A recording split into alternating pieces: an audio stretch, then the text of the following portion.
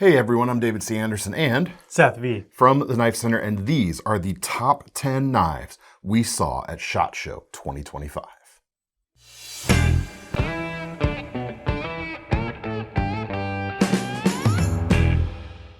All right, so the things we're going to talk about today aren't quite available yet, so you'll have to kind of wait. SHOT Show is a chance for folks to, manufacturers to unveil the upcoming stuff for folks to start getting excited about. We've got some sort of samples here to give us something to hold while we're talking. Some stand-ins. Yeah, but these are stuff we are personally excited about, or we think just kind of deserve your excitement as well. So, number 10, without further ado, we think has to go with the Case Crossroads Sodbuster Junior series. Yeah, absolutely. This is going to be a real cool one. So this is the standard Sodbuster Junior, which you can get now. The Crossroads version, basically, there's no parts I think that are interchangeable with this, but it's the same shape. Starting with synthetic handles, we saw some like laminated wood versions. I say synthetic woods in there. Yeah. Screwed together. Resin stabilized. Right, yeah. right. Not something you can just like pick up off the ground or off an animal. You know what I mean? Screw together construction. More modern handle materials than Cases maybe typically known for. S35 VN blades. Yeah. Nice upgrade over the typical True Sharp. Yeah, huge step up for sure. Still made in the US, still classic slip joint construction, and they're gonna be like $70 more or less, depending on which version. Just phenomenal price point, I think. And this is like, honestly, if it were just my personal things that I was excited about, this would have been further up the list. But in the grand scheme of things, number 10 feels appropriate. Yeah, it's a generational leap in terms of knife manufacturing style, I guess, for the Sodbuster. You know, we've gone from the ultra traditional pinned slip joint construction to still a slip joint, still the same silhouette, same pattern going on, but modern screw together construction, modern particle metallurgy blade steel, and the ability to use all sorts of newfangled handle materials.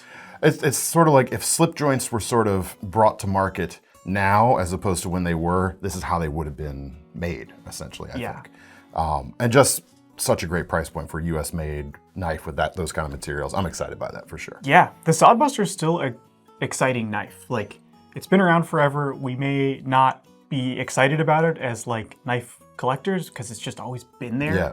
But Case is reminding us this year that it's still an excellent choice. And one little detail that I wanted to call out, just because I think it actually is both a material improvement and honestly just cool, is the way they're doing the nail nick on the Crossroads. Right. So it's the same kind of classic shape, that little crescent moon, little nail clipping shape, but it's a full cutout, a hole through the blade, so it's ambidextrous, it's easier to grab. Yep. If you have real short fingernails, you're not going to have a problem using it. You can just pinch it and pull it open. Yeah. Gonna be cool. I think a lot of people are going to be trying a Sodbuster for the first time, and a lot of Sodbuster lovers are going to be adding. Say, ooh, yeah, that's pretty great. I agree. I think that's very cool. All right, number 9. You actually felt pretty strongly about this one. Yeah, in the end, I guess I did. Yeah. This is the Maserin Pulse. So that is a knife based on the Maserin Power, which we have in stock now. I'll hand this to you. This is the Power. The Pulse was designed by our good friend Igor Bortolussi, who used to be with MKM, collaborated with him bringing out My Pocket Tango design.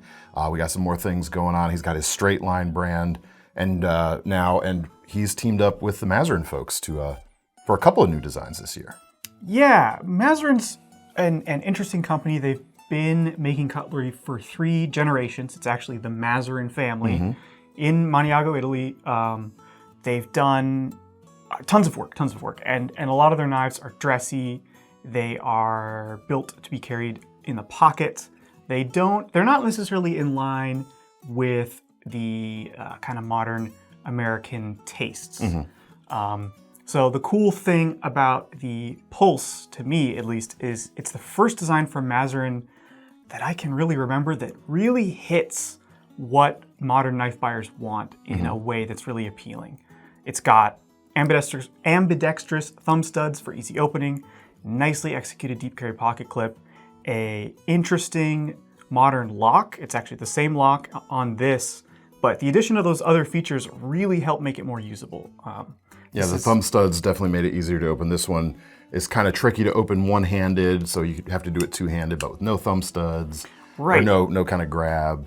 Despite the look of this, it definitely has a modern look with that oversized decorative pivot. It's a two-handed knife, completely. And the pulse is very much one-handed. It feels very fast, dare I say fidgety. For a company like Maserin that just has never done that thing. Right. At least not in our memory. Yeah. I agree. It's a pretty cool, you're going to hear us talk about a little bit of this with a few companies today. Like this is sort of, it feels like we're starting a new era of Maserin because Jimmy Maserin, or Jimmy Maserin, if you could do the thing, has just recently kind of taken over the reins at Maserin. Yeah. He is the third generation. He and Igor actually rode the same school bus when they were growing up. That's so funny. Reconnected a few years ago. It's a knife town. It isn't. Maniago, Italy is a knife town. So to me, it feels like the new energy from Jimmy and the new energy from these collaborations with Igor. I'm kind of hoping I see Igor. Igor's doing some real cool stuff with straight line EDC. I don't want to see him not do that. But I also think there's a potential to, like, he and Jimmy kind of could make something more. Like, he's bringing a new energy and a new knowledge to the Maserin camp, and Jimmy's got that new drive to prove himself. It feels like we're going to be seeing some more, I don't know, newsworthy things from Maserin than we have in the last few years. I think so. I have that sense too, and the Pulse feels like a first step in that direction, and I hope customers out there looking for an interesting knife from a company with a lot of experience, but something kind of new.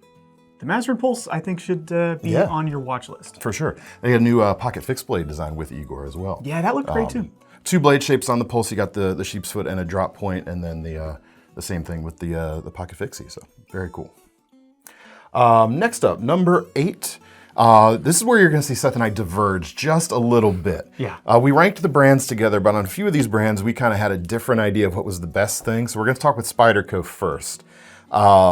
You picked the new Sage 6 that was coming out, which is, this is the Sage 5. It's that with the smock style button compression lock. Right. Tell us why you picked the Sage 6 for this list. Well, this one might have been a little closer to a personal pick. I will be picking up the Sage 6 when it hits the market, so I'm just excited about it. I think, but why I picked it for the list too is Sages 1 through 5 came pretty fast, relatively fast. So each Sage kind of celebrates a different type of lock. It's been the same knife the whole time, but we went from liner to frame to compression, back lock. There was a funky piston lock in there too, the Sage 3, very collectible now. In any case, the Sage 6, I'm just glad to see them continuing to iterate and do new things. And if you actually look, the thing that's interesting about the 6 as opposed to the 5, other than just the way it works with its button, is if you look in the original patent for the compression lock, it actually pictures a button-actuated compression lock. Not the way we usually see a compression lock or we usually think of a compression lock, such as on the back of this Sage 5 right here. Yeah, that is like described in there, but the primary photos are all of actually using a button. So it's a throwback in a way, even though it's not how it actually ended up working in terms of manufacturing. But yeah, the Sage is great. It's my favorite EDC design from Spyderco. I think a button is very usable. It's another great version of the Sage, so I'll be getting it. What I sort of like about the button style compression locks is, well, a like and a dislike. We can show you on this smock right here. One of the things, if you're at all worried about accidentally depressing a button when you're doing like pinch grips like this, the button is held further back. The downside of that is what you see on the smock actually. They had to kind of cut this area out of the blade right here to make space for the button that goes all the way through that handle there. I never really liked that, if I'm honest. But the Sage design, already having that signature Spyderco finger choil, didn't have to change. By the time you close it, it would just be sitting in this area that is designed to be held by the hand anyway. So it seems almost like the best fit so far in the lineup for this style of lock. I would say. It works well. It was very easy to use in person. I think they and it's a great EDC design too. Like it just works very well. Yeah. My pick for Spyderco that I would have put onto this so I did, was the PITS 2. Yes, slip joint. Their new non-locker, I hesitate to call it a slip joint because it's doing things differently. Non-locking knives still have their place. I still think they're important. Oh yeah, 100%. Some of you out there are going to disagree with me on that, and that's fine. But I'm glad to see new things being done with non-locking knives. It was really cool. Like the pivot itself for the knife sat on like a separate arm. Yeah, so interesting. It was a single piece of titanium for each scale, each side, but a single, a cutout arm held the pivot. So as you close the knife, instead of a back spring going up, the pivot actually moves down as you close it. Totally flips the usual way those things work. And is it game changing? Doesn't really change the game, but it was feels cool. like a regular slip joint. Yeah, like it was a neat new way to do things, as opposed to just the same old thing. And I thought it was really executed well. It felt good in the hand. It looked distinct. So I would have picked the PITS too. Yeah. So I did. I'm glad you picked it. It's good to see some all new designs from Spyderco. Like, I'm a big fan of their iterative approach to design. I'll be getting the Sage 6 and the 7 and the 8 and whatever comes next. But they reminded us new stuff. Yeah, that they still do some crazy new things too, and take some chances on some new stuff. Yeah. Maybe a little slower than some others, but yeah, they're still doing it, and I appreciate it. So that's number 8. Number 7, we don't have anything to pick up and talk about, but the new K-Bar Dust series of fixed blades. Yes. I fought for this one a little harder than Seth. I thought these were pretty cool. They're a new series. I hesitate to say affordable because they're going to be around the $100 mark. But they're a new imported range from K-Bar. You're not going to see made in China on any K-Bars anymore. These are going to be made in Taiwan. They felt really nice. Injection molded handles, but with a nice sophisticated shape. It wasn't just an oval or a circle. Like, there was a well-considered grip to it. Really nice details like crowned spines. Even the cross guard on the Dust 1. They felt great. Was crowned all over. The sheaths were really well done. You had like the 6.5 and the 5-inch one or something like that. I'm forgetting the actual measurements here. But one a little more combat and like classic K-Bar. One still carrying that vibes, but maybe a little more general purpose. They were so nice. They were so nice. Yeah, they were great. Definitely felt great in the hand. I liked the ergonomics of all of them. I was drawn to the smallest in the series. Personally. So not the Dust. I forget the name now. Yeah, we'll put that one. Yeah, that was more of an original design. Yeah, it was a big departure from K-Bar's usual design language. But I just thought it was a cool fixed blade. Was cool. And I'm with you 100%. The Dust ones, they felt great. They still felt like K-Bars. Yeah. Cool new designs. I think a nice addition to the line. I hope we see more. I hope we see that line kind of expand, because I think it carves out a slightly different space than like the classic USMC Fighter, the classic Mark II K-Bar knife. Yeah. While still feeling alike, But it's its own thing too. So really cool. All right, coming up on number 6. We both felt like Boker brought some knives deserving on this list, and Seth and I are again diverging here. I'll go first here since I didn't even lay it out this intentionally, but this is the Micro Tracker, designed by Dave Wenger. It is a fixed blade. I believe it's actually discontinued right now, but they're making a folding version of this knife. Yeah, flipper. A flipper, and it just made me so happy as soon as I saw it. Because I've said this, I may even be on camera saying this, I've always thought the Micro Tracker would be a cool everyday carry blade. Yeah. Yes, it's got a chunkier handle, which can be good or bad depending on what everyday carry means to you. But the blade itself, while crazy, is not so crazy that it's going to get in the way of just everyday stuff. I thought it was super cool the whole time. The new version's still going to have micarta handles. It's going to have a flipper tab. It's going to be 154 cm steel, so not 1095. You won't have to worry about corrosion there.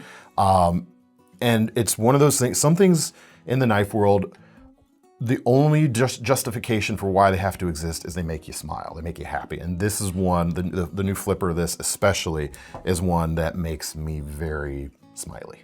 Yeah. It's a design for the knife lover, the thoroughbred, just knife fan. Like when you use a blade like this, and I actually do have a micro tracker that I've used. You have one of the custom ones, right? I do, yeah. It's it makes cutting fun. Yeah. I don't want to say that it makes it a fun challenge but what it does is it challenges what you're used to. You have to think about your cuts a little bit differently. Yeah.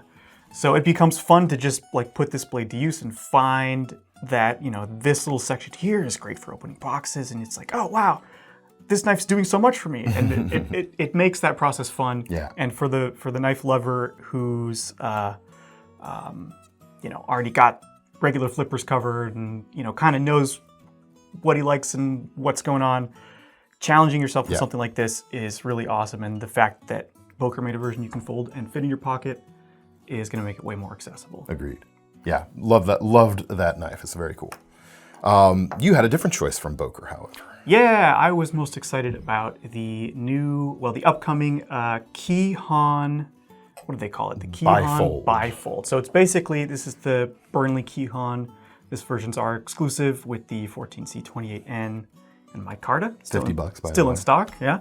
But they basically combined these two. So you got the folded steel ultra thin construction of the Atlas mixed with the design of the Kihon, and it's tweaked a little bit from this silhouette, but it's basically that. And that's in keeping. Like the original Kihons were flippers and they were more expensive. The blade shape was more straight backed. The DC has the crossbar lock. You've got the almost spear point. And they taper for the bifold. It's a little narrower. It's a little pointier, but still a drop point. Yeah. The blade shape doesn't. You can have quite see it so up much here. flat. We're putting B-roll. Yeah, we got B-roll. You'll see it. But you get the lock back. You get that super slim construction, and MagnaCut. MagnaCut and made in Germany. Zolingen made MagnaCut, and it's around $100. They're talking about. Yeah. Lots of marks in this one's favor. Like the price is going to be good. The quality was great. This type of construction is very simple. It's not the most comfortable handle, but I think the trade-offs are worth it for what a thin and yet rigid kind of knife you get. Yeah. Some people aren't going to want to carry, even a knife like the Kihon DC, which is not overly thick.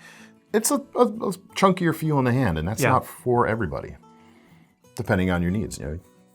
Yeah, I just liked the feel of it. It was well put together, kind of charming in this somewhat old school way, and I hope will be a hit for the brand. And I think it will be at that price. I think so. It's pretty tempting. MagnaCut around $100. German made, that price with slim carry like this. Yeah, I agree. It's a very cool choice. Very cool choice.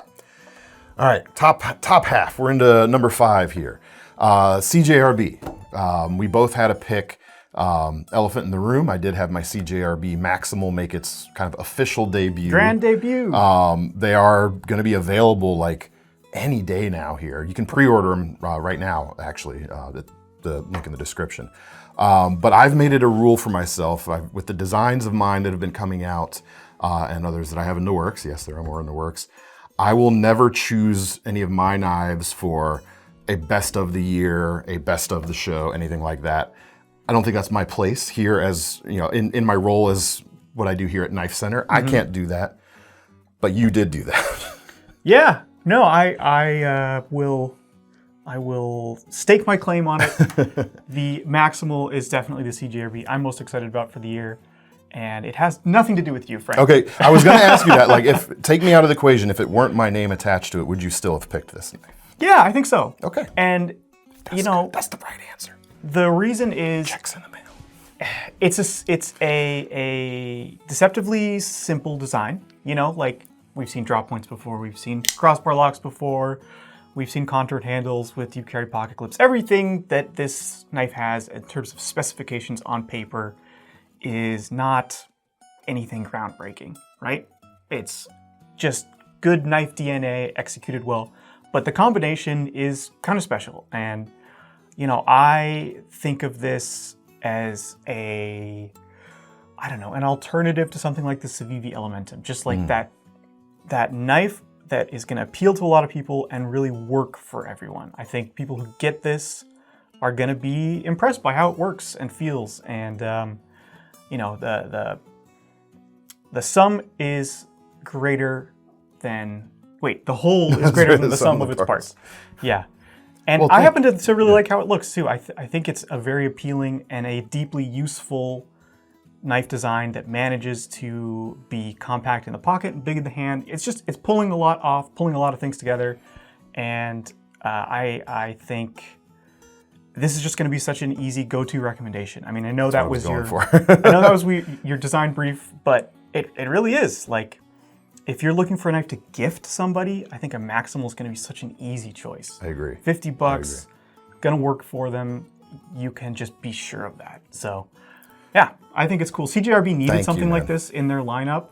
You know, they've done a lot of great designs, and the Pyrite in some ways was kind of Pyrite was close. I feel like the Shale was kind of close, but both of those were like a tiny bit longer in the blade than I wanted this knife to be. Yeah. Because they were just over that 3-inch mark. That still matters to some people. Yeah, and this is more ambidextrous. This is the right size. It's a little more hand filling. You know, the Pyrite has that finger choil, which is not necessarily knife noob friendly, in my opinion. And you also have about the same amount of sharpened edge as the Pyrite, if I'm remembering correctly. Once you take that choil out, even though the blade itself is longer, you're not actually getting more edge in that case. But the Pyrite's a very good knife. Oh, the Pyrite's great. Yeah.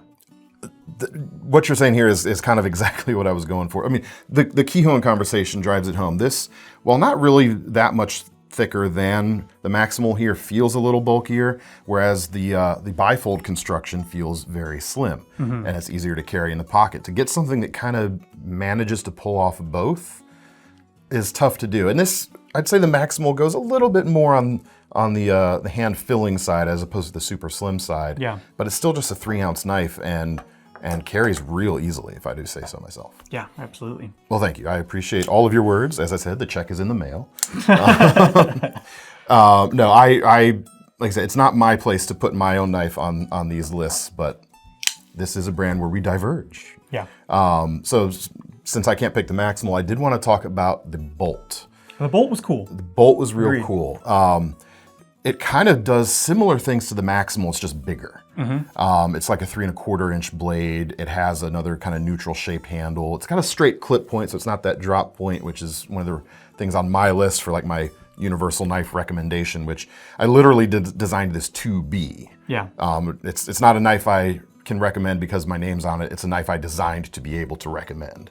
But anyway, sidetracking again, the Bolt was cool. It's a cool design. It's a neutral shaped handle, so all kinds of hand sizes will work. It's still going to slice really well.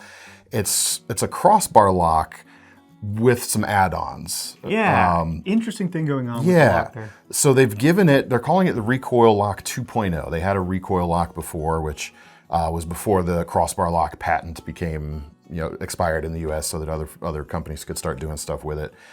They've given it a sort of metal cage around the crossbar, which raises up out of the spine area here, giving it that kind of shark lock style or that dorsal style locking fin, which can allow you to unlock it from right back here as opposed to having to pull on the crossbar. But you still can do the crossbar lock. So it's got it's like a hybrid almost. Yeah, it's got a plethora of opening options. The design itself, even taking that out of the equation, was nice and clean. It appealed to me. The price is probably going to be quite good as well. I don't think we talked about pricing. It was still in the prototype stages. They were going to tweak the fin on that dorsal lock. Right, add a little jimping. There were tweaks to the size. Yeah, just little bits, but it was almost there. And the shape of the knife I thought was fantastic. It was great. Yeah, very elegant. I believe it was designed by the same person who did the Pyrite, sort of their in-house guy. Yeah. Who does great work, great work. Agreed. And it's very appealing too. A little more straightened out than the Pyrite. It had that just kind of almost like monolithic look to it. We've got some B-roll. You'll see what it is. Yeah, you can see exactly what it's looking like here. It was a cool knife. Well, thank you for your kind words on the Maximal. Pre-order now. Or if it's they may be in stock. If it's more than 2 weeks after this video posts, you can almost certainly buy it now. Number 4, ProTech. And again, Seth and I had a different idea of what should be the pick for ProTech, but we both agreed that it deserved to be high up on the list. Definitely. Because they're just doing great things. Yeah. There's almost 3 knives we could have picked here. I thought they were all worthy. Honorable mention to the Cambria V2. Yes. Manual button lock flipper. It actually preceded the Malibu, which kind of is the knife that kickstarted the modern button lock craze. The shape, looking back at the shape now versus the V2, you can see where like the V2 looks definitely better, cleaner. Those are going to be cool. But ultimately, I went with the Vero collaboration, the new Vero Synapse done by ProTech. It does look awesome. It looks awesome. It kind of defies expectations. We talked about this in the videos. The front handle scale is micarta instead of the full aluminum that they do typically. So it was lighter than you would expect a ProTech to usually be of that ProTech of that size, and it's also something that is going to be a little easier to get. Sometimes Vero knives are harder to get your hands on, so it's another way to get a Vero. Automatic, obviously, but they were just really, really sweet. There's no more I can say. They were fantastic. Yeah. Especially the compound ground ones they brought to the show. That's just icing on the cake. Yeah, I'm excited for those to hit full production. Vero's designs, I'm a fan of, you know, the simple but yet like kind of muscular proportions of them. He's got a good thing going, and I think, you know, tapping into ProTech to help deliver an automatic version is just, I mean, you couldn't ask for a better collaboration than... well, apparently you can, because you picked the Chaves. That's true, that's true. So my pick of the new ProTech collaborations is the Chaves. ProTech's going to be making the Redencion Auto? Yeah, version of that. And it is... I just think that automatic Chaves ProTech makes so much sense. It was just so satisfying to see. You know, Chaves, speaking of like muscular designs, Chaves has got that big broad-shouldered, you know, squared off handles, and it was just begging for a switchblade version, and ProTech delivers in their typical wrist snapping fashion. Yeah, exactly. So cool, so cool. And you know, this obviously is not the auto. This is one of the kickstop versions. Yeah, I didn't know we still had these. These are pretty sweet. Apparently we did. I pulled it off the shelf for the video. Very cool. You know, Chaves has got some good momentum right now between the blue line stuff that came out late last year, the micarta handles with LMAX steel, slimmer handles and slimmer steel than the Riot made knives, the kickstop versions right here that have a bit of that chunkier nature going on. And now the ProTech Auto, like that's all within the last year, I think. Like these came out last year too. I think so. It feels recent anyway. Yeah. A lot of good momentum behind the Chaves brand, and ProTech does it right. I mean, let's be honest. And it's been a long time since you could get a USA made Chaves, like basically since he was just doing the small batch custom stuff out of his shop. So for those folks who, you know, really only want to buy American, but have been tempted by Chaves in the past, there's going to be a ProTech that will scratch that itch, and it is sweet. It is indeed. Number 3, top 3 now, has to go to the Microtech Ultratech ZBP. Yeah. ZBP stands for Zero Blade Play. Zero Blade Play. This is a cipher. We don't have any of the Ultratechs, the new generation of Ultratechs in. Yeah, they sell out as soon as they land. Like they're still the hot ticket item, and it came out a bit over a month ago maybe, but it was its show debut, and the Zero Blade Play part of it was the final piece in kind of the completing the next generation of feel of Microtech automatic knives. Absolutely. This cipher has everything but the ZBP. But the newer, this one has a single screw construction on the handle. Some of them don't use that, but they're using different hardware now. You've got a redesigned mechanism that's easier to use, but still fires strong. Details like the crud cutter underneath the slide there. Little striations there. Yeah. Gives a place for pocket lint to go and reduces friction as you use the unit. The M390 MK steel that they introduced, I guess that's 2 years ago, the steel now. Okay. Because wasn't it last year when they started the new generation, where we started to see like these construction elements last year at SHOT Show. Yeah. So for like the last 2 years, Microtech's been in the process of reinventing their entire lineup, and we're eventually new ciphers as they come are going to have that Zero Blade Play feature. Yeah. Tony said that they're getting to it, but eventually every OTF that they'll be making will be built that way. It'll have this new generation of construction, including that. They engineered these from the very beginning to be able to accept that new construction, or that new zero blade play thing. They were just waiting for, you know, the patents to check out and all sorts of other things, or in the production to spin up. Yeah. Microtechs now have a feel unlike any other OTF on the marketplace. And all the pieces are in place now, and it's just such a cool, it's worthy of the spot, for sure. Yeah, so cool. Yeah, you know, as a fan of Microtech, but really as a fan of any brand, it's so cool to watch their evolution, to see them reach these kind of like new levels, you know, be cheering for them and watching them push the whole industry forward. Like, it's a great time to be a Microtech fan. Yeah. They've just been on fire, and it's a really admirable thing they've done. Like, Microtech has grown over the years to be one of the largest knife manufacturers in the United States. They're one of our top brands. Yeah, for sure. And you know, to turn a ship like that while still keeping the lights on is a big endeavor. It's remarkable. Yeah. So well, and to see like the competition in the marketplace driving them to like take the next level, like go to the next step, tell everyone, okay, you put up, now I got to put up again or shut up, and I'm not going to shut up. That's Tony Marfione in a nutshell, right? Absolutely. And to see that manifested in really like a completely new feeling OTF. Mm-hmm. Like all of these, they feel like, you know, certain things you can just tell. Like when I hold a knife, if my eyes are closed and it's a ProTech and I push the button, I'm going to know it's a ProTech. With these knives now, I mean, you could kind of tell that with Microtech before, but like even especially now, put me in a blindfold, hand me this OTF, flick it open, I'm going to know it's a Microtech. It is signature.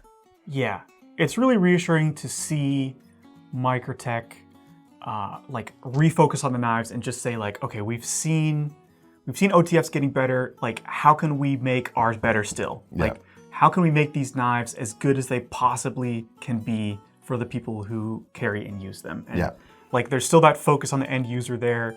There's still that drive to improve, and yeah, they're doing such great work. I'm really excited to see what's next. Agreed.